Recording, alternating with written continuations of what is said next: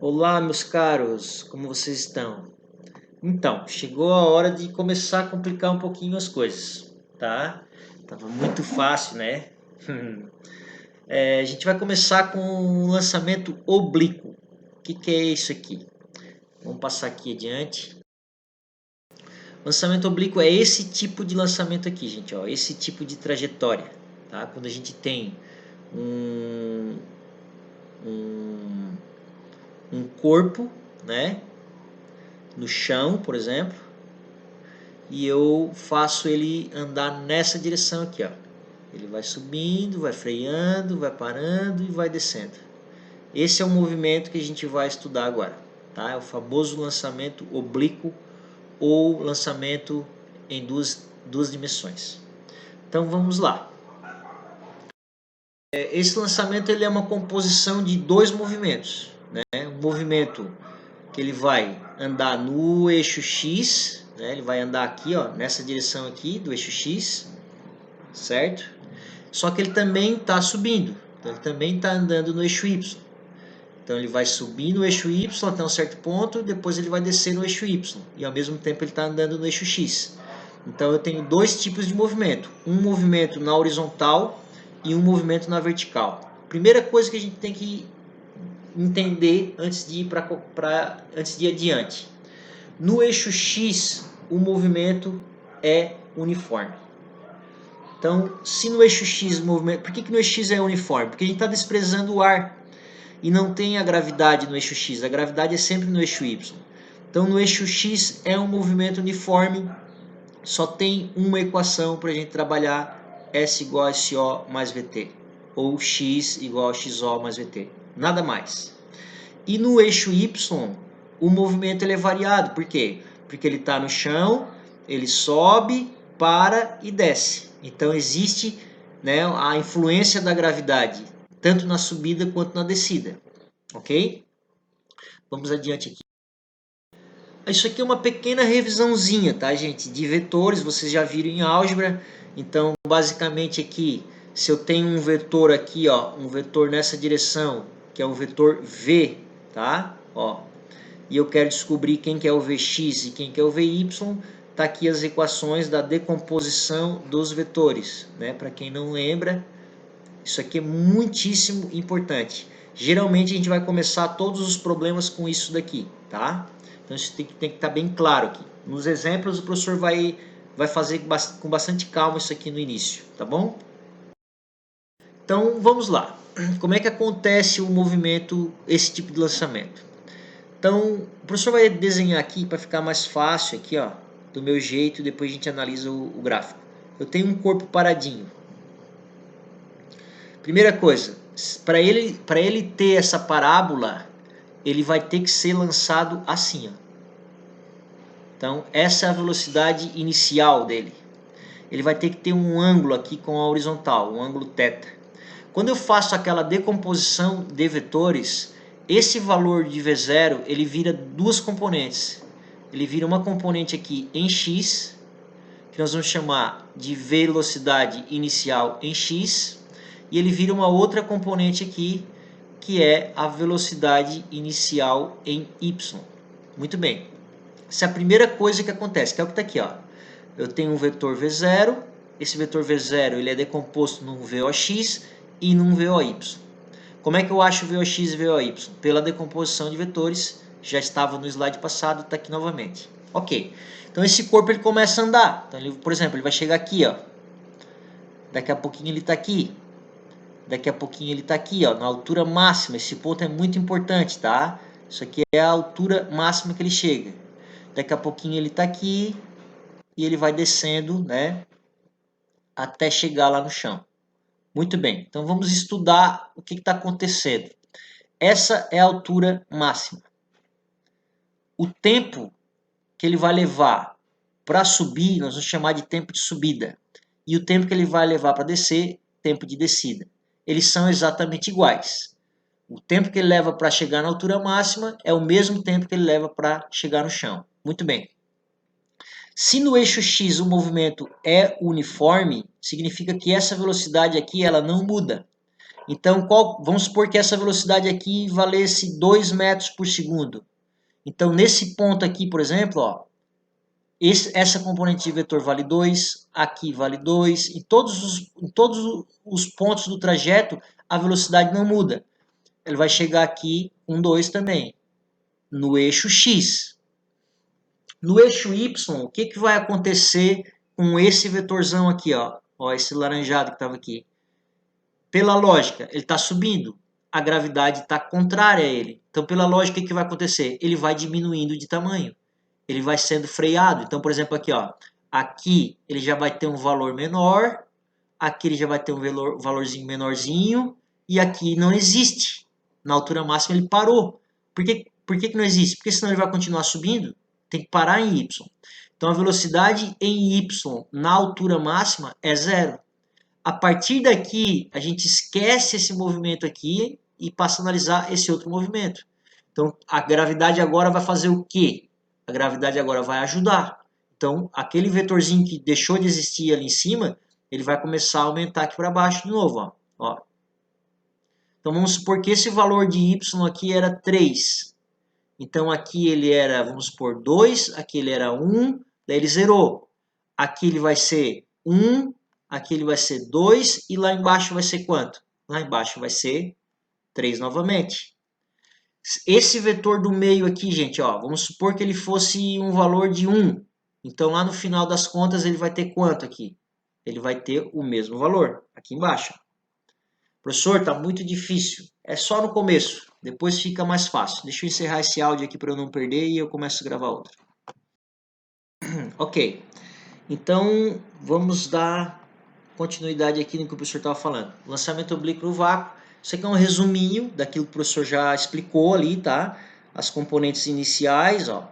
O movimento horizontal é um movimento uniforme, então só tem uma equação para trabalhar. Essa aqui está simplificada, na verdade ela é essa equação aqui, né? x0 mais vt, é que ele já eliminou esse cara aqui, então já escreveu ela mais enxutinha.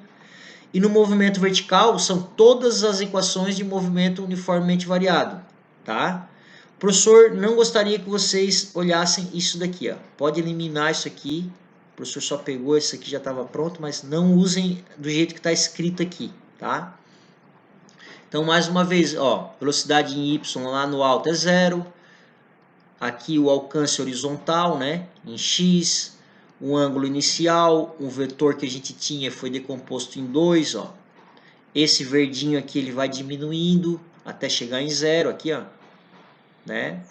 A gravidade sempre para baixo, tempo de subida igual ao tempo de descida, tudo isso o professor já explicou. Aqui tem mais um resuminho para vocês analisarem com calma. Ó, aqui está bem detalhadinho, né? O vetor y diminuindo, ó, até chegar em 0, depois ele aumenta de novo. Ele chega lá embaixo com o mesmo valor que ele tinha na entrada. O vetor em x, ó, a velocidade em x não muda, ela é uniforme, tá? E aí aqui tem um exemplo.